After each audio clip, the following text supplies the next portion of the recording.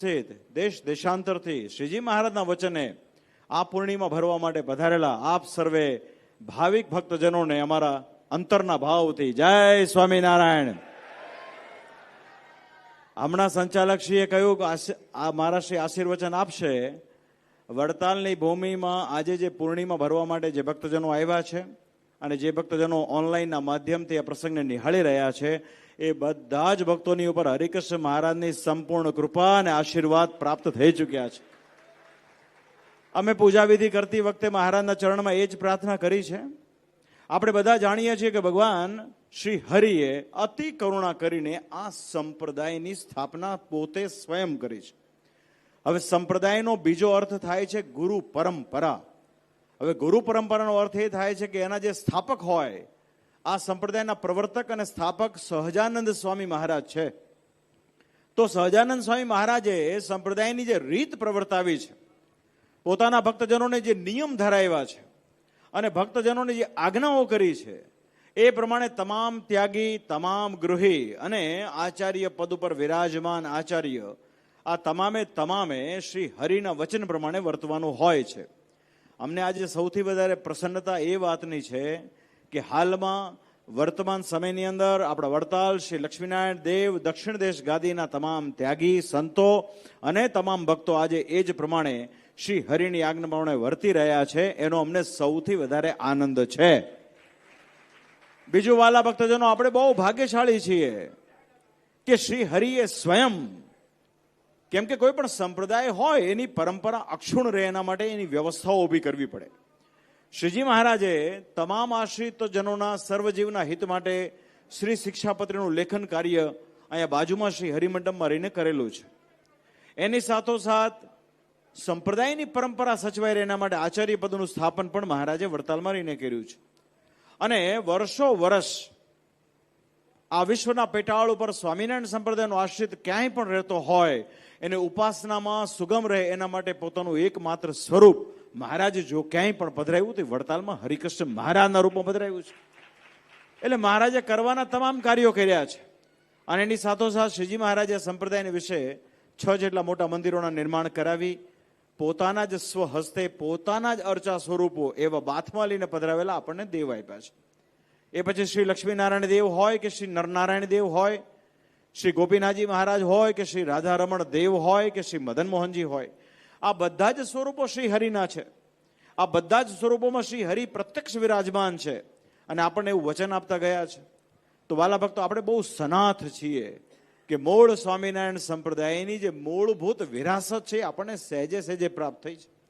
માટે એ ભાગ્યશાળી સંપ્રદાયના આપણે જ્યારે આશ્રિતો બન્યા હોઈએ ત્યારે શ્રી હરિના સ્વરૂપને પામેલા સંબંધોને પામેલા મંદિરો આપણને મળ્યા છે. અને મંદિરોની 200 વર્ષની હારમાળા અત્યારે ચાલી રહી છે.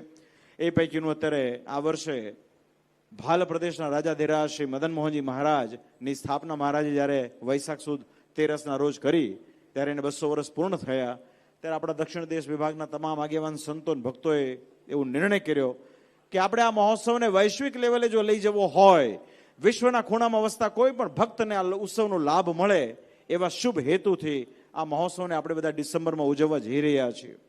ત્યારે તારીખ 23 ડિસેમ્બરથી 31 ડિસેમ્બર દરમિયાન 9 દિવસ સુધી ભવ્યાતિ ભવ્ય શ્રી મદન મોહનજી મહારાજનો મહામહોત્સવ ઉજવાશે. આખા વિશ્વભરના ભક્તજનો આવશે.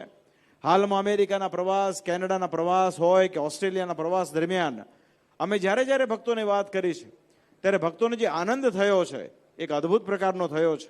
ત્યારે અમને પૂર્ણ શ્રદ્ધા છે કે આ મહોત્સવ દરમિયાન આપણા વડીલ સંતોના માધ્યમથી કથા વાર્તાનો લાભ મળશે, તેમજ સંતોના માધ્યમથી પ્રવચનમાળા, વ્યાખ્યાનમાળાનો લાભ મળશે. આપણા ઉત્સવની અંદર પ્રદર્શન હોય, યજ્ઞશાળા હોય કે ભોજનશાળા હોય, એ બધું જ પ્રગટ પરમાત્માને સંબોધીને હોય છે. અને જે સત્સંગની અંદર પરમેશ્વરનો આવિર્ભાવ મુખ્ય હોય ને, એ જે સત્સંગની અંદર બધી બાબતો સુખદાયી હોય છે. ત્યારે મદન મોહનજી મહારાજના ઉત્સવથી આખા વિશ્વભરમાં મૂળ સત્સંગની ખૂબ દ્રઢતા થશે એવો અમને સંપૂર્ણ વિશ્વાસ છે. અંતમાં વાલા ભક્તોજનો, ખાસ એ કહેવા માંગીશું આજના દિવસે કે જ્યારે તમારે ગુરુને તમારી કૃતજ્ઞતા અર્પણ કરવાની હોય ત્યારે સૌથી વિશેષ આપણા ગુરુના પણ ગુરુ એવા સહજાનંદ સ્વામી મહારાજ, એમના જે વચનો અને એમની જે રીત પરંપરા પ્રવર્તાવી છે એ પ્રમાણે આપણે બધાએ વર્તવું જોઈએ. કેમ કે પરમેશ્વર હોય છે એ સર્વ કારણના કારણ હોય છે, એ સંપૂર્ણ હોય છે, એમના વિશે ક્યારેય કોઈ બાબતનો અભાવ આવતો નથી. એક પ્રસંગ હરિચરિતામૃત સાગરમાં શ્રીજી મહારાજ બહુ સરસ રીતે વર્ણન કરેલો છે, સમજવા જેવો છે. મહારાજ પોતે સંતના રૂપમાં પ્રગટ્યા છે. મહારાજે એમ કીધું છે કે આ સંપ્રદાયની અંદર, આ સનાતન હિન્દુ ધર્મમાં ભગવાનનું પ્રાગટ્ય બે રીતે થાય છે. એક રાજા રૂપે થાય અને એક સંતના રૂપમાં થાય છે. રાજા રૂપે થાય છે ત્યારે 39 લક્ષણે યુક્ત હોય છે અને સામ દામ દંડ ભેદ આદિક રીતે વર્તતા હોય છે. પણ જ્યારે સાધુ રૂપે ભગવાન પ્રગટે છે ત્યારે અતિશય અહિંસામય વર્તે છે અને જીવાત્માનું કેમ રૂડું થાય એવો વિચાર કરતા હોય છે. ત્યારે શ્રીજી મહારાજ આ વખતે પોતે સંતના રૂપમાં પ્રગટ્યા છે અને મહારાજે સંપ્રદાયનો એક બહુ, જેને કહેવાય, એક સિદ્ધાંત સ્થાપિત કર્યો છે. ત્યારે એક પ્રસંગ એવો થયો કે જ્યાં મહારાજે આગળ તમામ સંતો બેઠા છે. એમાં મુક્તાનંદ સ્વામી બેઠા છે, બ્રહ્માનંદ સ્વામી બેઠા છે, આનંદાનંદ સ્વામી બેઠા છે, નિત્યાનંદ સ્વામી બેઠા છે, નૃસિંહાનંદ સ્વામી બેઠા છે, મોટા આત્માનંદ સ્વામી બેઠા છે, કૃપાનંદ સ્વામી બેઠા છે, નૃસિંહાનંદ સ્વામી આદિ અનેક સંતો બેઠા છે. ત્યારે શ્રીજી મહારાજે કીધું કે તમે અમારા વચનને મુખ્યપણે માનો છો.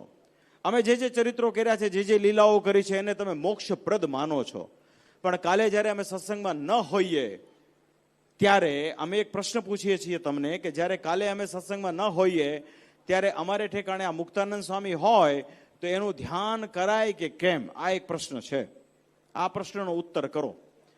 પછી મહારાજ કીધું કે મોટા મોટા મંડળધારી હોય, એ મંડળમાં જે મુખ્ય હોય એ બધા ભેગા મળીને પ્રશ્નનો ઉત્તર કરો. પણ પ્રશ્નનો ઉત્તર કરો. વિસ્તાર ખૂબ લાંબો છે. આ હરિચરિતામૃત સાગરના 17મા પૂરની અંદર 83-84ના તરંગમાં આખી વાર્તા છે.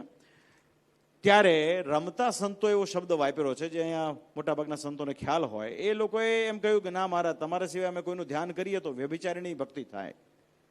પછી બીજા બધા સંતોએ ઉત્તર કર્યો પણ યથાર્થ થયો નહીં. ત્યારે નિત્યાનંદ સ્વામી એનો યથાર્થ ઉત્તર કર્યો છે. મહારાજ કે સ્વામી કે તમે તો સર્વ કારણના કારણ છો, પુરુષોત્તમ નારાયણ છો.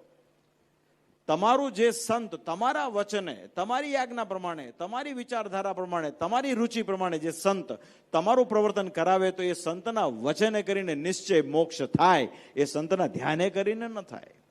તો સંપ્રદાયની રીત સમજવા જેવી છે. શ્રીજી મહારાજે પછી બહુ વિસ્તારથી અંદર વાત કરી છે. મહારાજ કે ભગવાન પ્રગટ થાય છે ને, જેટલા પણ ભગવાન, એ કોઈ એમ કહેતા નથી કે અમે ભગવાન છીએ. એ તો એના પ્રતાપથી સમગ્ર જગતને માલુમ થાય છે. પણ અનીતિમાં વર્તતા એવા ઘણા મનુષ્યો જે પોતે હું ભગવાન છું એમ કહેતા હોય, ત્યારે મહારાજ કે સમગ્ર બ્રહ્માંડનું જે પાપ હોય એ હું ભગવાન છું એવું કહીને પોતાનું ધ્યાન જે કરાવતા હોય ને એને લાગે છે. ભગવાન તો એક જ છે અને એ ભગવાન આપણને મળી ગયા છે, ને એ ભગવાન આપણા ઈષ્ટદેવ ભગવાન સ્વામિનારાયણ છે. તો બસ વહાલા ભક્તજનો, આ વાત કાયમ લક્ષ્ય રાખવું. જગતમાં ઘણી બધી બાબતો હોય છે. સ્વામિનારાયણ સંપ્રદાય એકમાત્ર એવો સંપ્રદાય છે કે જેમાં શ્રીજી મહારાજે એટલું બધું ઐશ્વર્ય મૂક્યું છે કે આજે કોઈ પણ સ્વામિનારાયણના નામે ચાલુ કરે તો એનું ચાલે, એવો સ્વામિનારાયણ સંપ્રદાયનો પ્રતાપ છે. આપણે બધા જાણીએ છીએ કે વર્તમાન સમયમાં ઘણી બધી બાબતો આપણને જોવા મળતી હોય, પણ એટલું યાદ રાખજો કે જેને સ્વામિનારાયણના નામે, સ્વામિનારાયણ સંપ્રદાયના શાસ્ત્રોનું અનુસરણ કરીને ઘરની દેશી કાઢી હોય એને કાળાંતરે બાધ આવે છે. એકમાત્ર ઓરિજિનલ સ્વામિનારાયણ સંપ્રદાય કે જે બે દેશ ગાદી કહેવાય, જે શ્રીહરિએ સ્થાપેલા મંદિરો કહેવાય, શ્રીહરિએ રચેલા ને રચાવેલા શાસ્ત્રો કહેવાય, અને મહારાજે કહેલા વચનામૃતો, મહારાજે પ્રવર્તાવેલી જે રીત હોય, જે વડતાલના 18મા વચનામૃતમાં મહારાજે ભારપૂર્વક કહ્યું કે અમારા આશ્રિતોએ 5 બાબત અવશ્યપણે જાણવી, અવશ્યપણે. કેમ કે મહારાજને ખબર હતી કે કાળાંતરે કળિયુગની અંદર કાળા માથાનો માણસ ગમે તેમ કરીને પોતાની તરફ ખેંચવાનો. ત્યારે મહારાજે આ વાત પર બહુ ભાર મૂક્યો છે. મહારાજ કે એક તો આ ઉદ્ધવ સંપ્રદાય છે. બીજું, મહારાજે જે ગુરુ પરંપરાની વાત કરી છે, મહારાજે કીધું અમારા આશ્રિતોએ અવશ્યપણે જાણી લેવી. અમારા ગુરુ શ્રી રામાનંદ સ્વામી, અને રામાનંદ સ્વામીને સ્વપ્નને વિશે શ્રી રંગ ક્ષેત્રમાં જે ભાગવતી દીક્ષા આપી એવા શ્રી રામાનુજાચાર્યજી, એના ગુરુ. અને અમે અમારા સંપ્રદાયમાં ધર્મકુળની અંદર આચાર્ય પદનું સ્થાપન કર્યું છે, એની રીત જાણી લેવી. ત્રીજું, અમારા સત્સંગીના જે ધર્મ ને નિયમ એ અવશ્યપણે જાણવા. ચોથું, અમે જે પ્રમાણભૂત 8 શાસ્ત્રો કયા છે, 8 શાસ્ત્રોને જાણી લેવા. અને પાંચમું, આપણા ઈષ્ટદેવ ભગવાન શ્રી કૃષ્ણના સ્થાનક સેવક અને કાર્યના ભેદથી ઘણું બધું બહુપણું છે, પણ એ પણ ખાસ કરીને જાણવું. તો આ સંપ્રદાય, વાલા ભક્તજનો, એ હિન્દુ સનાતન ધર્મનો જ એક આગવો એક સંપ્રદાય કહી શકાય. એવા સંપ્રદાયના આપણે આશ્રિત છીએ, માટે આપણે ભાગ્યશાળી છીએ. અને 200 વર્ષે પણ આપણે એ રીતને વર્તી રહ્યા છીએ. ત્યારે પરમાત્માના ચરણમાં એટલી જ પ્રાર્થના કે અનંત વર્ષો વીતી જાય પણ પરમેશ્વરની કૃપાથી આપણે એ જ માર્ગ પ્રમાણે ચાલતા રહીએ એવી આજના ગુરુ પૂર્ણિમાના દિવસે આપણા સૌના ગુરુ એવા શ્રી હરિકૃષ્ણ મહારાજના ચરણમાં અમારી પ્રાર્થના છે. તો અંતમાં વાલા ભક્તજનો, આપણે બધા ઉત્સવ મદન મોહનજીનું માણવા જઈ રહ્યા છીએ. બધાએ ખૂબ ભાગ લેવાનો છે. દેશ વિદેશની અંદર વસતા તમામ ભક્તોને અમારી આજ ભલામણ હોય છે. આ વખતે અમેરિકાનો પ્રવાસ, કેનેડાનો પ્રવાસ શ્રી હરિની કૃપાથી, મદન મોહનજી મહારાજની કૃપાથી બહુ સારી રીતે થયો છે. ધોલેરાના કોઠારી હરિકેશવ સ્વામી અહીંયા ઉપસ્થિત છે. એમણે જેમણે જે ભક્તને, અમારા હરિપ્રકાશ સ્વામીએ જે ભક્તને પ્રેરણા કરી હોય, તમામ ભક્તોએ બહુ હૃદયથી રાજીપાથી સેવા કરી છે. આ એક બહુ મોટી વાત છે કે દરેક જીવના હૃદયમાં આ વાત તો પડેલી જ છે. દેવનો મહિમા અતુલિત છે, એ આપણે બસ પ્રકાશિત કરવાનો છે. બધાએ પોતપોતાના ક્ષેત્રમાં રહી અને મૂળ સંપ્રદાયની આ વાતને લઈ જવાની જરૂરત છે. એ ખાસ મારી આપ સૌને ભલામણ છે. આજે શ્રી ધર્મજીવન સ્વામીજીએ પ્રયાસ કરીને એકાંતિક ધર્માખ્યાન નામનું એક પુસ્તક, જે બેઝિકલી હરિલીલા કલ્પતરુ અંતર્ગત છે, એને પ્રકાશિત કર્યું છે. અમે એની પ્રસ્તાવના વાંચી. એમાં અમને જાણવા મળ્યું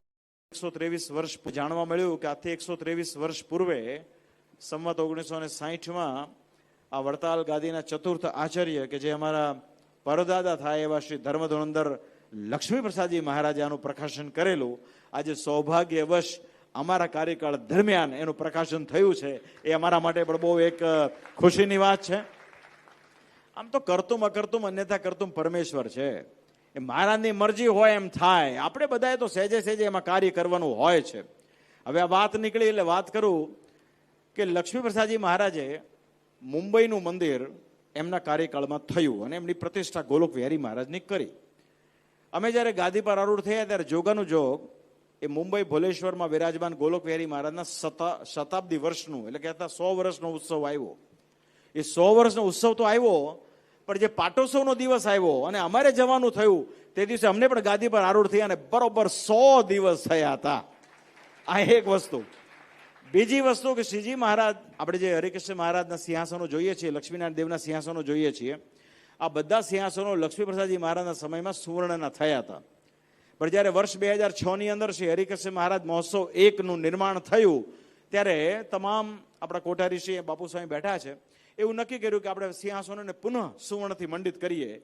ત્યારે સુવર્ણથી સિંહાસન મંડિત કરવાનો જે અવસર આવ્યો, તો જે લક્ષ્મી પ્રસાદજી મહારાજે 100 વર્ષ પહેલા કરેલા એ સુવર્ણ સિંહાસનને મંડિત કરવાનો અવસર અમારા સમયગાળામાં અમને પ્રાપ્ત થયો. પછી એનાથી પણ એક સ્ટેપ આગળ અહીંયા જે આપણે બધા આપણે જોઈ રહ્યા છીએ અક્ષરભુવન, વિહારીલાલજી મહારાજે એની શરૂઆત કરેલી. પ્રસાદીની વસ્તુઓ ચારે બાજુથી સંપ્રદાયમાં વિહારીલાલજી મહારાજે સંગ્રહિત કરી અને એમના હૃદયનો એવો ભાવ કે શ્રીજી મહારાજની પ્રસાદીની વસ્તુઓનું એક સરસ મજાનું સંગ્રહાલય થાય, તેનું અક્ષરભુવનનું નિર્માણ થયું. પણ એ આચાર્ય શ્રી લક્ષ્મી પ્રસાદજી મહારાજના સમકાલીન સમયમાં એનું ઉદ્ઘાટન થયું. આજે 100-150 વર્ષના વાણા વીતી ગયા. આજે ફરી એક વખત એક નૂતન અક્ષરભુવનનું નિર્માણ વડતાલ સંસ્થાન દ્વારા થઈ રહ્યું છે. તો ભવિષ્યમાં એનો ઉદ્ઘાટનનો અવસર પણ અમને પ્રાપ્ત થશે. આ પણ એક પરમેશ્વરની કૃપા છે. તો વાલા ભક્તજનો, આ સત્સંગની અંદર ભગવાનની કૃપાથી વિશેષ કાંઈ છે નહીં અને ભગવાનના રાજીપા માટે જ આપણે બધા મહેનત કરતા હોઈએ છીએ. આપણા બધાનું એક જ લક્ષ્ય હોય છે કે ભગવાન રાજી કેમ થાય. તો પરમેશ્વર સત્સંગની મૂળ પાયાની સેવા કરવાથી રાજી થતા હોય છે. માટે નાની મોટી જે બાબતો હોય એને વિસારીને આપણે બધાએ આપણામાં જે શક્તિઓ રહેલી હોય એનો સદુપયોગ કરીને આ સત્સંગના ઉત્કર્ષ માટે કરવાનો હોય છે. અને અત્યારે હાલમાં એ થઈ રહ્યું છે. હાલમાં આપણું વડતાલનું ટેમ્પલ બોર્ડ હોય કે આપણા ધોલેરા મંદિરના કોઠારીશ્રી હોય કે આપણા જૂનાગઢના ચેરમેન બધા અહીંયા ઉપસ્થિત છે, આપણા ગઢડાના ચેરમેન આદિક, જેમના વિશે સંત સ્વામીએ હમણાં સરસ બધી વાત કરી. ખૂબ વિકાસના કાર્યો થઈ રહ્યા છે. આપણે બધાએ સંપીને મળીને કરવાનું છે. અને મહારાજનો જે એક સંકલ્પ હતો કે ભાઈ અમારા દાખલા સામુ જોજો, એ આપણે સાર્થક કરવાનું છે. એ ખાસ મારી આ ગુરુ પૂર્ણિમાના પાવન પર્વે આપ સૌને ભલામણ. તો અંતમાં શ્રી હરિ આપ સૌનું ખૂબ મંગળ કરે. ગુરુ પૂર્ણિમાના પર્વે વડતાલ વિહારી હરિકૃષ્ણ મહારાજ, શ્રી લક્ષ્મીનારાયણ દેવ, શ્રી ગોપીનાથજી મહારાજ, શ્રી રાધારમણ દેવ, શ્રી મદન મોહનજીની સંપૂર્ણ કૃપા આપ સર્વ ભક્તજનો પર ઉતરતી રહે એવી હૃદયથી એમના ચરણમાં પ્રાર્થનાની સાથે મારા ભાવથી જય સ્વામિનારાયણ.